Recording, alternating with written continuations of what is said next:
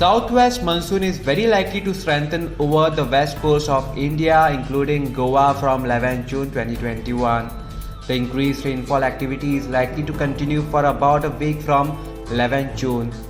Heavy to very heavy rainfall, 115.6 to 204.4 mm of rainfall in 24 hours is very likely, with scattered distribution over North and South Goa district during this period.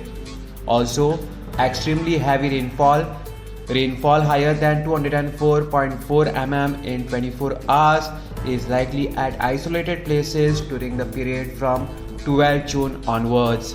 IMD alerts Goa issues weather warning for the above dates. Heavy rainfall very likely at a few places, with very heavy rainfall likely at isolated places in Goa on 10 June 2021. Heavy to very heavy rainfall very likely at few places in Goa on 11 June 2021. Heavy to very heavy rainfall very likely at few places, with extremely heavy rainfall likely at isolated places in Goa on 12 and 13 June 2021.